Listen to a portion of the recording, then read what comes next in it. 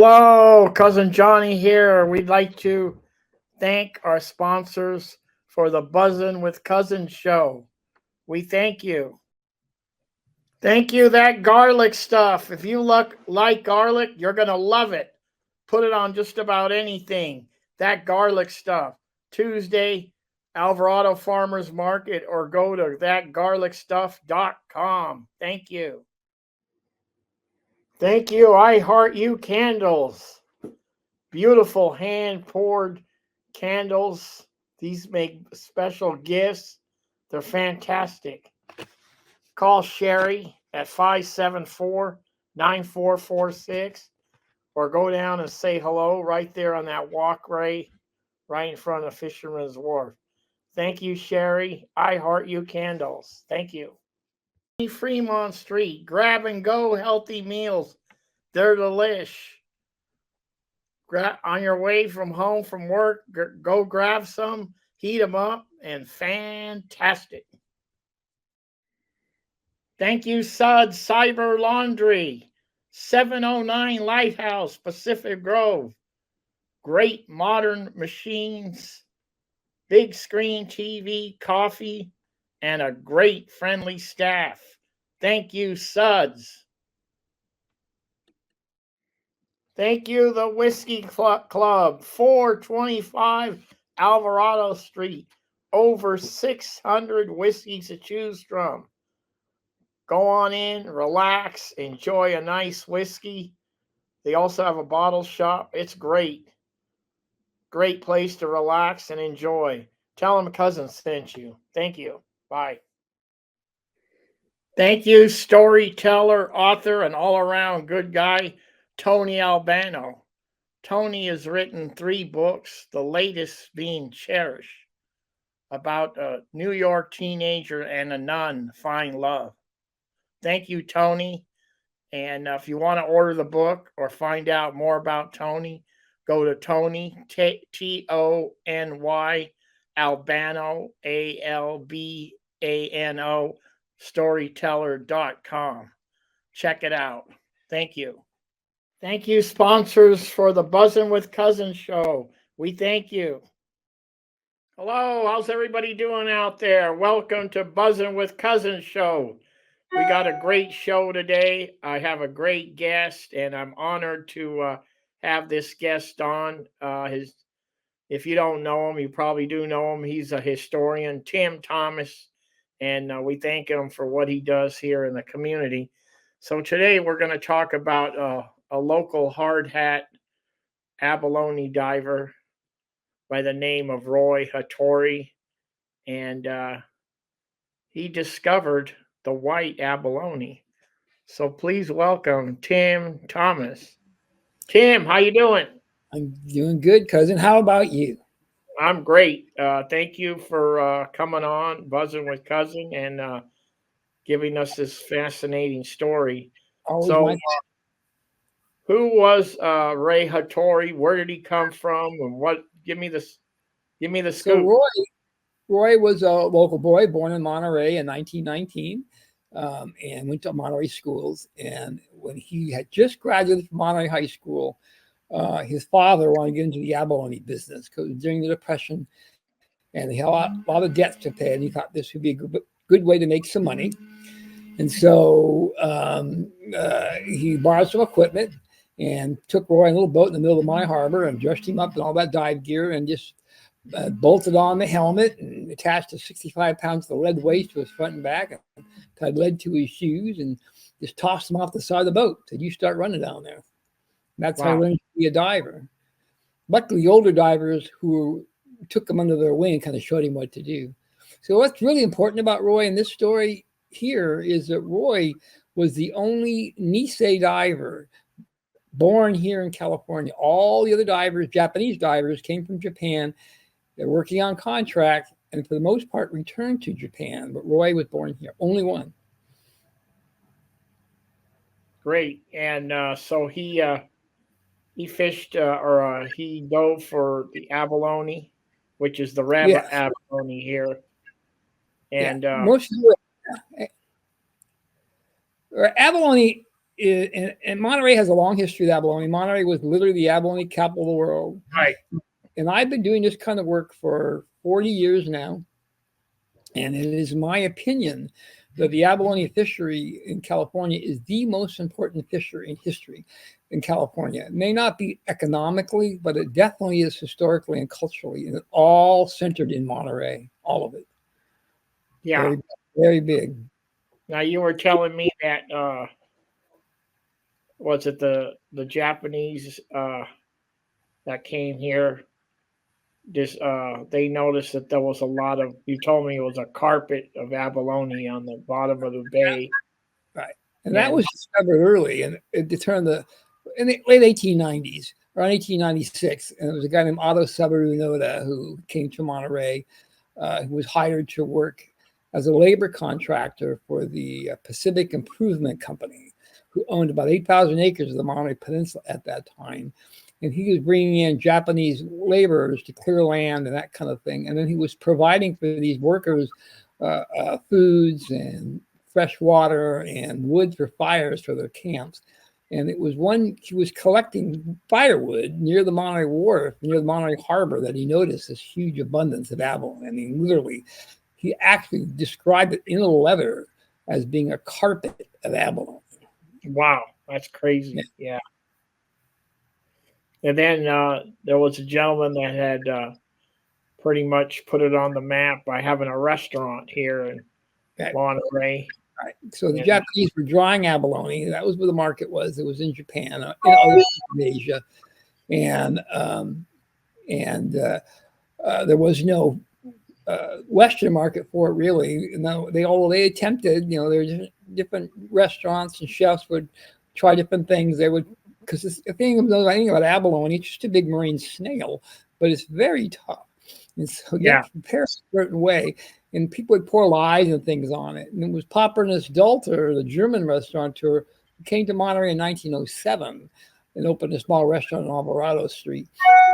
And noticed the huge abundance, noticed the abalone, brought into his restaurant, experimented with it, and finally came up with that famous recipe where you slice the foot, because really that's what you're eating when you eat the abalone. Here, at least here, is the foot of it, and then he pounded it, and you don't just pound it. There's a certain technique to doing that, and then that loosens up the connective tissues, and then he run through egg wash and cracker crumbs and cook it up quickly in olive oil and butter. He treated it like a Wiener Schnitzel. Yeah, right. Kind of like a Sicilian, they make the breaded steak. Exactly. And sometimes the breaded calamari too. Exactly. That's who the poor man's abalone steak is, the calamari. I've seen it, had it that way. Yeah. When abalone became so expensive, as a delicacy, a lot of the Sicilians were starting to fillet it, pound it, bread it, and that's how John Favalora had the restaurant Abalonetti. That's correct. And he named he named that plate Abalonetti because he says it's kind of similar to abalone. Right. Yeah. You could have got an abalone steak dinner on the Monterey Wharf in the 1980s for about $10. Today that dinner is actually over $100. How's the fishery doing now, Tim? There is no fishery anymore. There's no commercial abalone fishery in California. There's not even a sport fishery for it anymore. Hasn't been since the 1990s. But there are abalone farms. There's one here in Monterey Abalone Farm on Wharf Number 2, where they raise abalone in big baskets underneath the wharf. Yeah. Okay, so Roy ends up as Roy becomes a young man. He was 18 when he first started, and he was very good at what he did. And it was common for these divers to just, because they would go, the abalone season could last a long time, sometimes 9 months, right? And they weren't always just stay in Monterey. They went south. They go as far down as Santa Barbara, Point Conception area to dive abalone. And they'd be down there for a couple of weeks at a time. And in September of 1939, Roy was down with his boat and the crew off Point Conception, and he was diving about 60 feet of water when he came across some unusual looking abalones, and he knew they were something different. And perhaps he thought even a new species. So he collected it and brought it up to the surface. And then they spent a couple of weeks down there, and he collected a few more of them. And when he got back to Monterey, he brought it to a friend of his, a guy named Andrew Sorensen. Andrew Sorensen actually was an insurance salesman, but he was a big collector of marine shells. And in fact, Roy had collected other shells for him. And he was kind of an expert in all this, but he didn't know what it was. He didn't recognize it. And so they took it to Hopkins Marine Station together. And there they showed it to some of the biologists, scientists at Hopkins, of course, part of Stanford University. And they didn't know what it was either. So Sorensen sent it to his friend, a good friend of his, a guy named Dr. Paul Bardish at the Smithsonian in Washington, D.C. Dr. Bardish was the director of the Natural History Museum there at that time and was the noted expert in the world of marine shells and marine species, and of mollusks in particular. And so it was indeed a new species. He called it the white abalone. It's called the white abalone because the mantle of the fish, or the animal itself, is sort of this whitish color. That's what Roy knows. Whereas the red abalone is sort of a dark color, and this was a whitish color.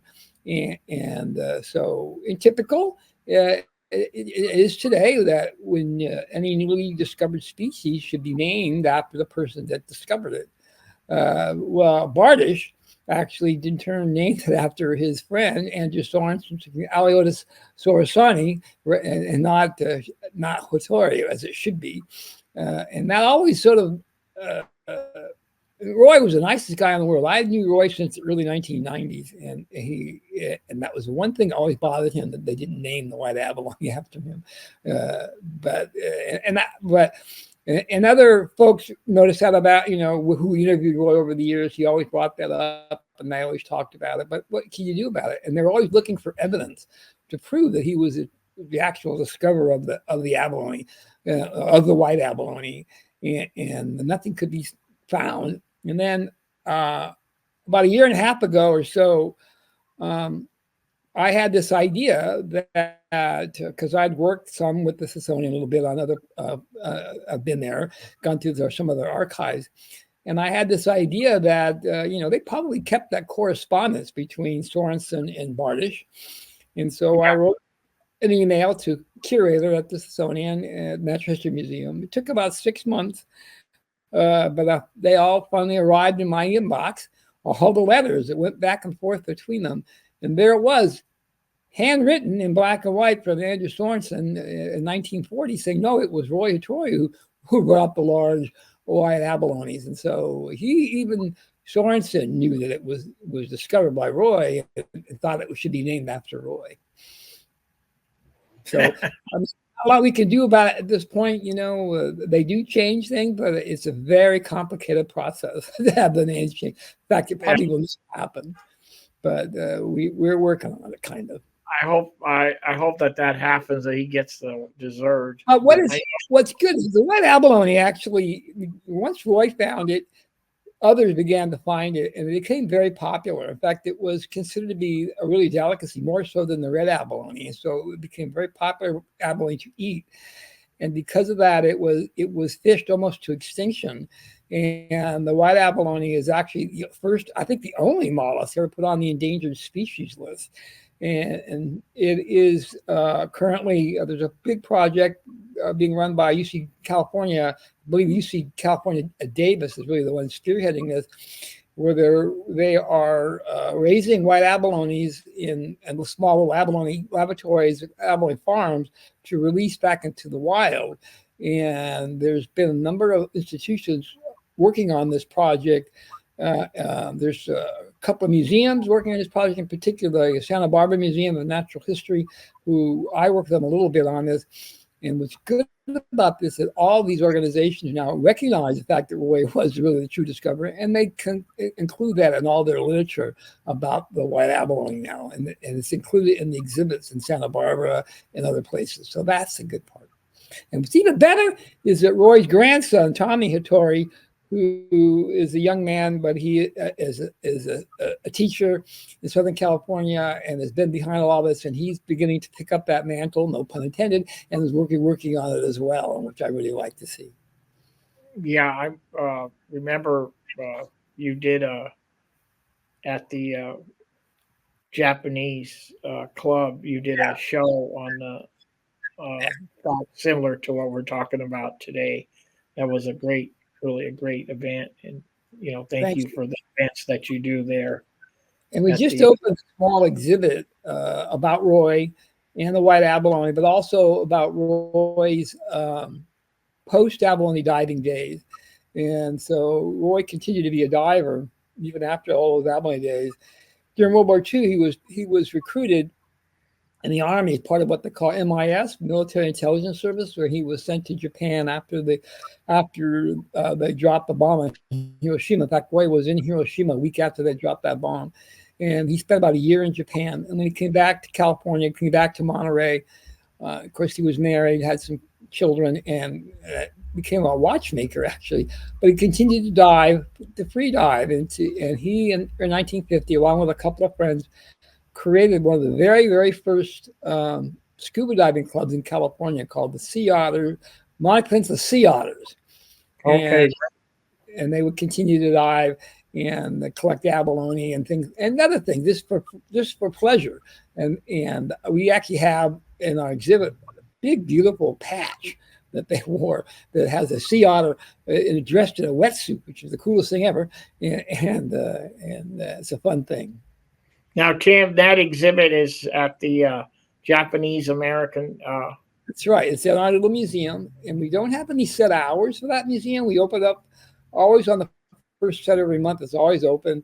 It's also open for any other special events. And I open it up if someone just calls me or emails me and asks me. I'm usually at the hall. I'm usually here every day, and I'm happy to show it to anybody. So we always want to show the museum.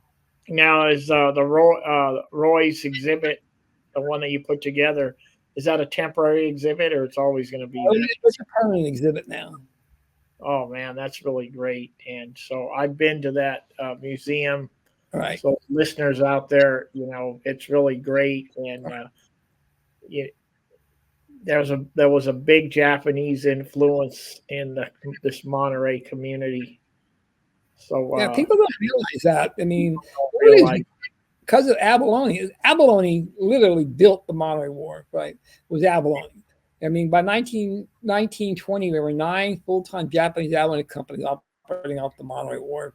And 1929, the California abalone industry was bringing in close to $1 million in revenue. $1929.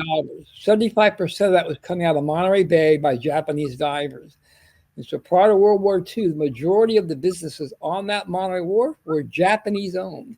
Fish markets and abalone processing. Yeah, people don't know that, and they play their big, huge role. It's sort of, as I mentioned, my work in the last 40 years is on the history of the fisheries of Monterey, and really the last almost 20 years now is focused on the Japanese story and on the abalone story in particular, which I again think is so incredibly important. I've got got a photo of an abalone. I don't know how good it is, but let's show it. A white abalone. Oh, there you go. Beautiful. So you can see all the white, how it is, why it's called the white abalone, right? Yeah, that's beautiful. Very nice. I got a photo of Roy right there. There he is. Roy is a young man. He was about 18 when that picture was taken. That's the man there. He's got the outfit on, the hard hat. That was a dangerous profession. It was a dangerous profession. You're right, but the Japanese actually were very safety conscious and took care of their divers. Although there were some accidents, but they were, for the most part, they were pretty good about it. And in terms of safety, they really there are very few deaths involved in that. Okay, there's your exhibit. Well, that's one of them. That's the older exhibit, and you can see Roy in the photograph there, and dive boat and all the stuff. And then the photograph in the middle there is one of the only known photographs of a working abalone boat in Monterey. They actually was taken off of Point Sur. If anybody taken the tour of the Point Sur light station, if you walk up that road to the light station, that's where that tour was taken. It was off that road. I'm actually a docent at Point Sur, and it took me actually a couple of years to figure out exactly where the photographer, a guy named J.B. Phillips was the photographer, where he was standing to take that picture. But I figured it out. Yeah. Yeah. So that's really great, Tim. And now, Tim, I want to give you a plug here. Are you still doing your wharf tours? Yes, I do. And by the way, these tours are all free. Right? Okay. But I give these tours on the first Saturday of every month. It starts at 10 o'clock. They go for about 2 hours. And they're really a tour. It's a cultural history, really, of Monterey. But we use the neighborhood of the Monterey Wharf. So it starts at the wharf and we go around the whole neighborhood there. It isn't walk that far. It's a couple hours to do. And it's a fun tour. And as I mentioned, it's free. But you have to let me know that you're planning to attend. So just email me or call me, and we'll get you on the list. Tim, what's your email? My email is very easy. It's timsardine@yahoo.com. timsardine@yahoo.com. Email Tim. I mean, myself and a few other people, we had a group of probably 7 or 8. And we took advantage of Tim's tour, and it was fantastic. If you're interested at all of Monterey history, which I am, because I grew up here, and my dad was a sardine fisherman, and I can't get enough. In fact, I drive Tim crazy because every time I run into him, I ask him a question about, hey, who was the skipper of the Numerethema or one of these purse seiners or whatever, and I'll ask him question and he answers them for me. So Tim, thank you so much for what you do in the community, preserving this history of this beautiful paradise that we live in. So I want to thank you, Tim, for coming on, and thank you for coming on today and opening up our minds and talking about our Monterey hero there, Roy Hattori. Yeah, my hero. Hopefully they'll change that name and give him his due. It may be a long time if they do, but we're gonna stay at it. Okay, so Tim, anytime there's any you got any events coming up or whenever, feel free to come on my page and let's let the people know what. I will for sure, Johnny. Thank you very much. Okay, Tim, have a great day. Thank you so much. Johnny and Tim Thomas out. Thank you, everybody. Have a great day. Bye.